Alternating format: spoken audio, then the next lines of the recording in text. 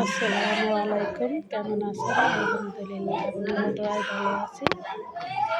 এখন এই যে আমি শসা কেটে নিছি, আর বিট লবণ, আর হচ্ছে তেঁতুল, আর এই যে মরিচের বাকি সুন্দর একটা ভর্তা মাখাবো। খেতে কিন্তু অনেক মজা লাগে। আপনারা এরকম বাসায় বানাতে পারেন।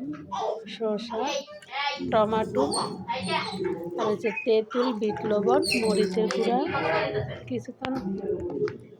এখানে যে আমি ভর্তাটা ভালো করে মাখায় নিব।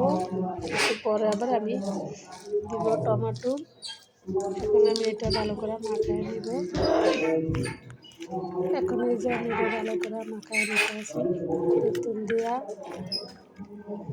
এটা খেতে যে এতটা মজা, তেঁতুল দিয়ে এরকম শসা টমাটো মাখায় খেতে। বিট লবণ মরিচের গুঁড়ো দিবেন, আর একটু পানি দিবেন। পুরো ভিডিওটা দেখবেন।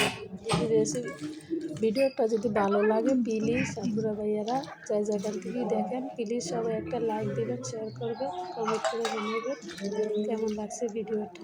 এই যে এখন আমি টমাটো দিয়ে দিছি, টমাটোটা দিয়ে ভালো করে মাখায় নেব চটকে চটকে। ভালো করে এটা আমি মাখায় নিব, তারপরে সবাই মিলে খাবো। দেখছেন মাশাআল্লাহ অনেক সুন্দর লাগছে, আর খেতে এতটা মজা।